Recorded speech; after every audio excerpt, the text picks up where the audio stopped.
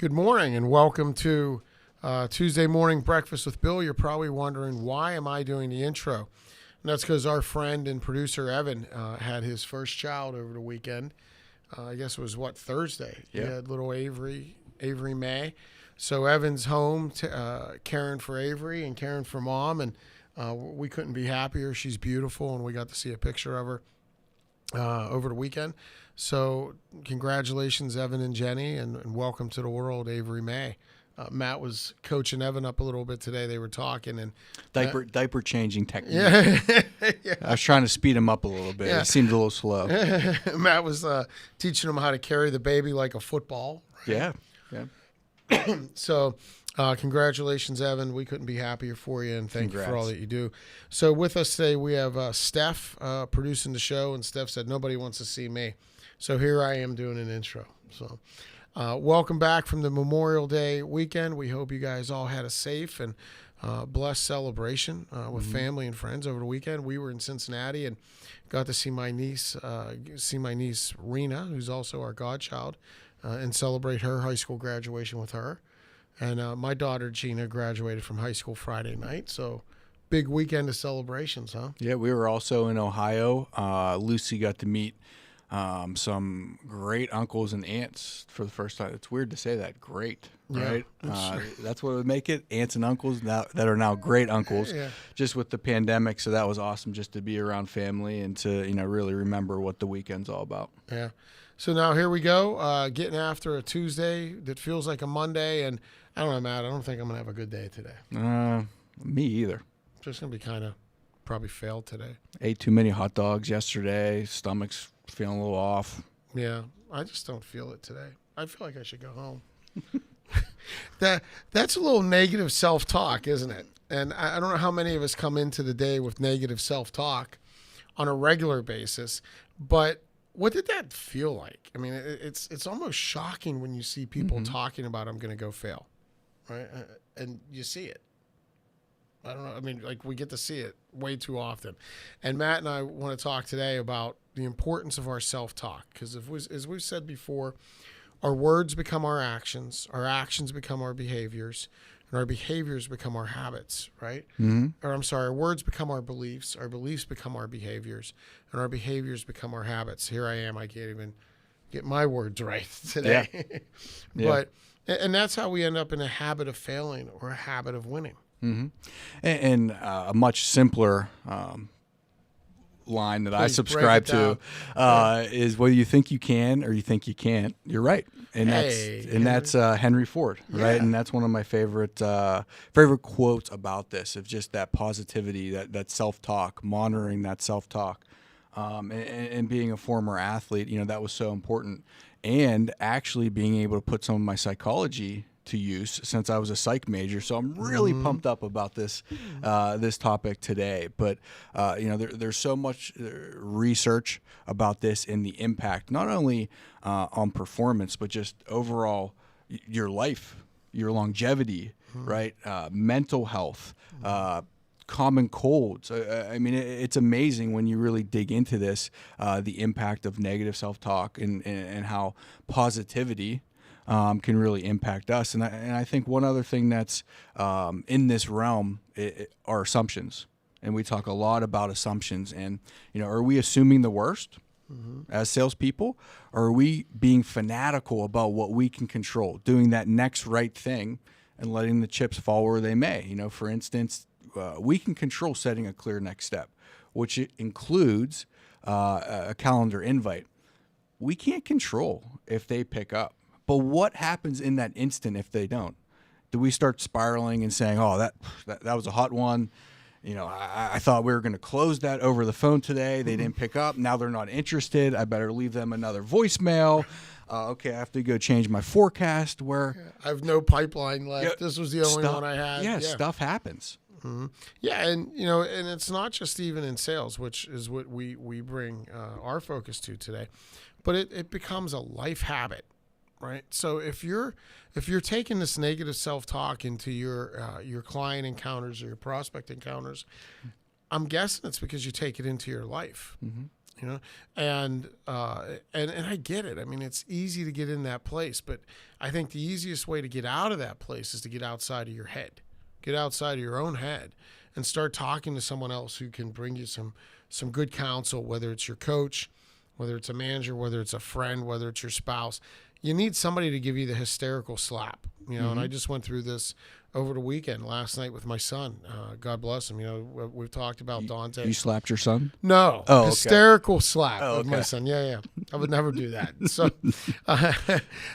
Dante's like, yeah, right. Yeah. But, you know, over the weekend, we were away doing all these things. And then last night I said, hey, don't you have finals this week? And he went into just shutdown mode because it wasn't about the final. It wasn't about his geometry final today. He started fast forwarding to, am I going to ever get into college? Right? You know, into, well, this is, you know, colleges look at this year and then they're going to look, and what am I going to do? And what if I do bad? And what? So what? Who cares, right? Like I told him last night, I said, the only thing you can control is what you do right now, what you do in these next 5 minutes. Tomorrow is enough stress for itself, right?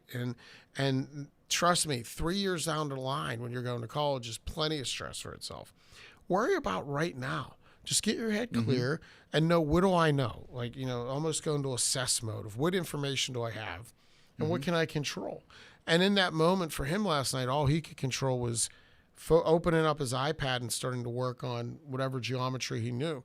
For us as salespeople, what do we know? We have certain information, but this is where we need to have our go-to questions. That's why we talk so often about, what are my go-to discovery questions? Where am I in the process, right? And that's why having process is freedom, because we don't have to worry about what comes next or what's coming down the road. We live in process, which means it should all just come naturally to us. And it has that free flow. And I know what I'm pursuing. And I know what I need. And I don't have to worry about what ifs. What if they don't answer? What if I don't get this deal? I don't have any more pipeline. And if I don't hit my number this quarter, am I going to get fired? And if I get fired, am I going to lose the house? And what's going to happen to the kids? And how am I going to be effective there?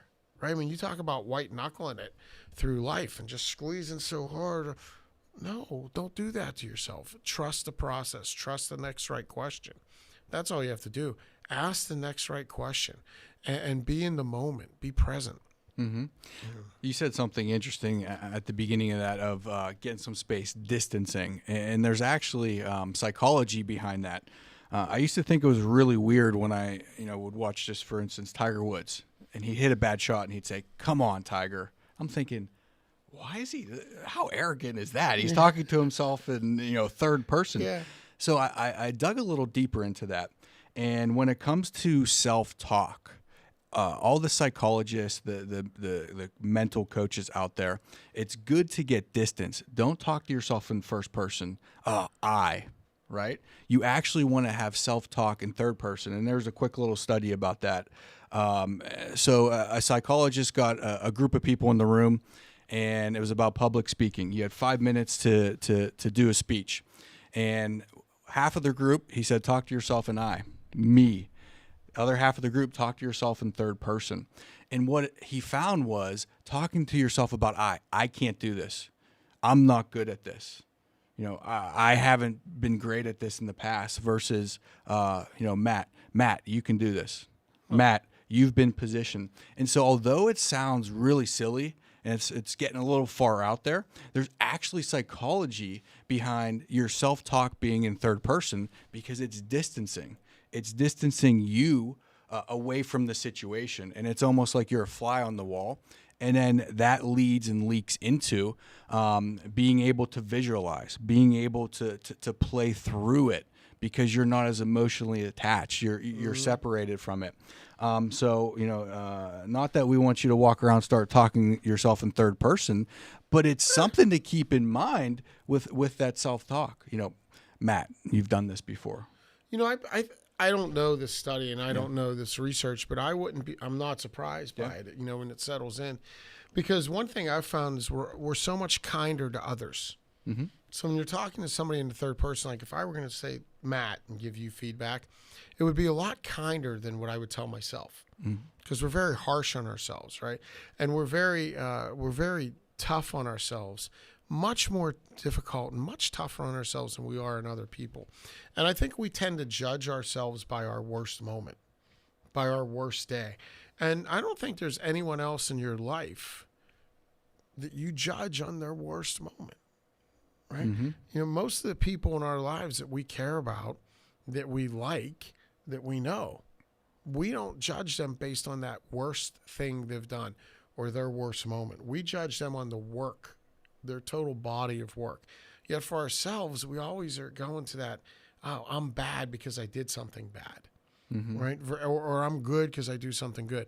One of the great phrases that's impacted my life is the healthy self looks up or down on no one. Right? The healthy self looks up or down on no one. And I remember years getting on a plane, and when somebody would be sitting next to me, be like, hey, what do you do? Instantly putting that person on a pedestal thinking, ooh, this could be a hot one, right? Or being like, man, I got stuck next to somebody that I can't use. Right? And I one of our family phrases is we love people and use things versus using people and loving things. And I think from a self-talk perspective, it's critical. That's kind of cool, the self-talk in third person, because I think it'll bring more kindness. It should bring more encouragement to us versus that you did bad, so you are bad. Yeah, and not to get too deep into the weeds here. No, let's go deep, because we love this psychology stuff. Matt's a psych major. I was a psych minor. Let's take it. Yeah. So sounds funny probably to some people. Like, all right, where is Bill going? Where's Matt going with this? I don't have negative self-talk. But there's different types of negative self-talk. One of them is called filtering. And you magnify the negative aspects of a situation. So, for instance, you have a to-do list. You have 10 things on that to-do list, and hitting 5 of them, 5 of the really most important, intentional, prioritized things would be a great day.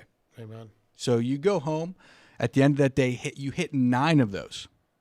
So by all indications, you had a fantastic day, but you're focused on that one thing you did not do, right? And you're magnifying that. Does it sound like anybody? I mean, myself personally, when I read that, I'm like, whoa. That is you to a T. Yeah, I have more negative self-talk than I thought. So that's one.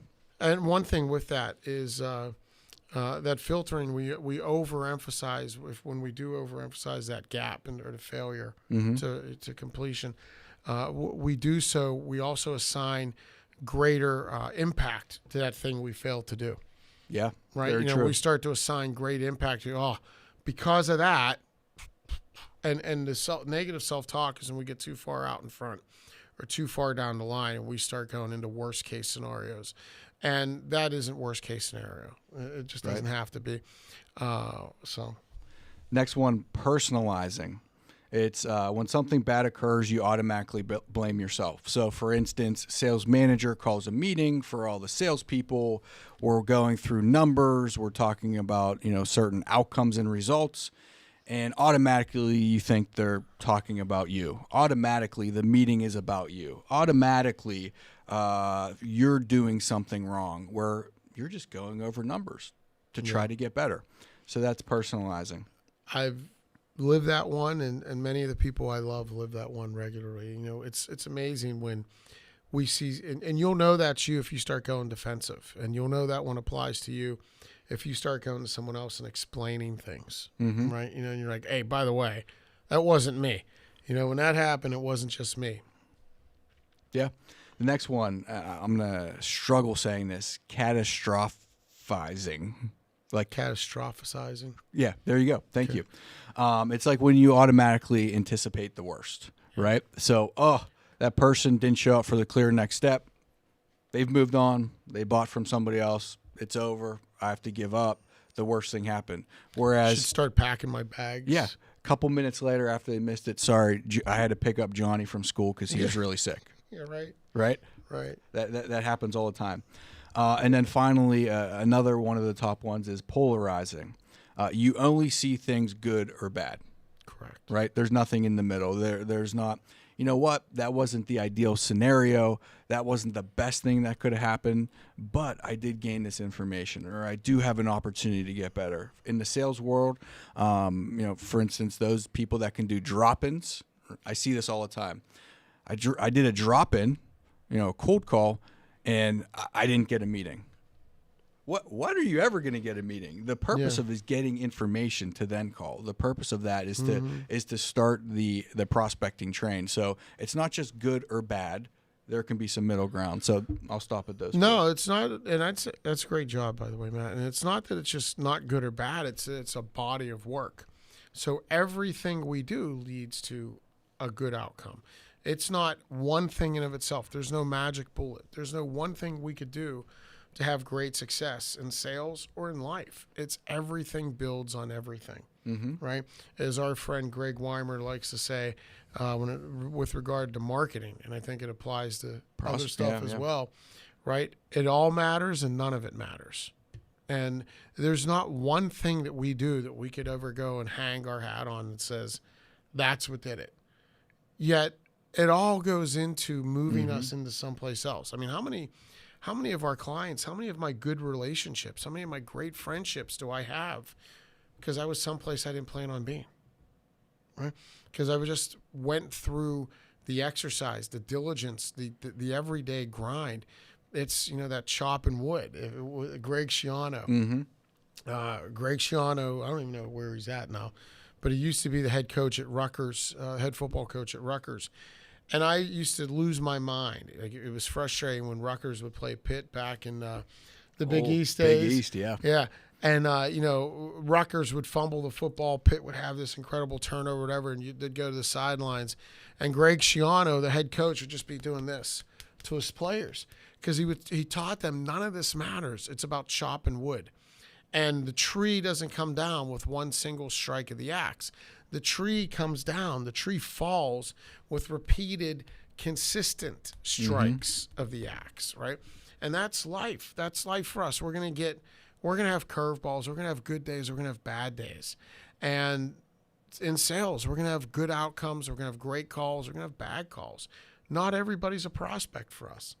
So it's the body of work. It's the repeated swinging of the axe. It's not that one strike that leads to success. And I think we need to embrace that and embrace that. Yeah, it's not bad. It's a thing. It's not a good thing or a bad thing. Exactly. It's just a thing that we encounter throughout the day.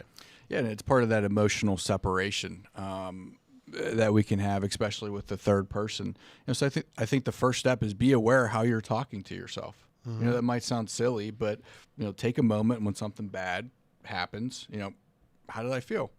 You're a big fan of journaling, right? And it's a great opportunity to really dig into your head and your mind. The other thing is you can't assume. Assumptions kill salespeople. Don't assume it's bad. Don't assume it's negative. We just have to be fanatical about controlling what we can control, doing the next right thing. And it sounds like it's very repetitive, but it's really quite simple. When you break it down, sales is about doing the next right thing. However, it's the consistency, the chopping wood, which is difficult. It's the implementation when you get that curveball, when you get that prospect that you thought was going to sign, or you get that verbal that all of a sudden says, we have to get a couple more bids. It's how do you react in that moment? Yeah. Yeah, and it's that, as Matt said, it's consistency. And it's a mindset. It doesn't, just because we talked about this for 19 minutes now, doesn't mean that things are going to come easy. It doesn't mean that today this is going to all be easy or tomorrow it's going to all be easy. It becomes a choice. So many of the great things worth having in life are choices. Love is a choice. Love isn't a feeling, right? It's not, for any of us that have been married longer than 3 days, that love's not a choice, or love is a choice and not a feeling. That you have to decide and choose every day, I'm going to love this person. Success is the same way, right? Success becomes a choice. Happiness, joy becomes a choice. And pursue the joy. One of our favorite phrases here is lack of gratitude is the enemy of joy. The flip of that is entitlement is the path to misery, Right. So if you're entitled and you feel like you're entitled to certain things, whether it be sales success or an easy life or things you want in life, don't do it, man. It's a path to misery, right? Entitlement is a path to misery. So, I've changed in the past 20 minutes since listening to Matt. I'm not going to have a bad day today. Oh, excellent. Yeah, I'm going to choose to have a good day today. I'm going to choose to have good outcomes. I'm going to choose to do the right things. I'm going to choose to pour into the people that care about me and the people that I care about. I'm going to choose to find some joy and choose to go find some happiness. Are you going to choose to buy lunch too? Yeah. Okay, I'll do great. That too. Yeah. I choose to buy lunch today as well. So we hope you all choose to have a great day. We hope you all choose today to go do the right things. Do the next right thing, no matter the situation. And by the way, doing the next right thing is always the right answer. No matter where we are in life, that's the right answer. I'm a big fan of the first rule of when you're in a hole is to stop digging.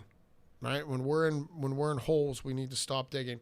And in life, when we find ourselves in stress or we find ourselves at a turning point or whatever, do the next right thing. That's it. That's all we need to focus on. And for those of us that suffer from ADD, that's tough to do because it's easy for us to go to many different places and manage many different thoughts at once. That's where we get into catastrophic thinking. That's where we get into this projection into the future of things being really, really bad.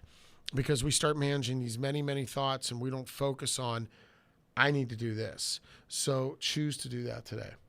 Sounds good to me. All right, partner.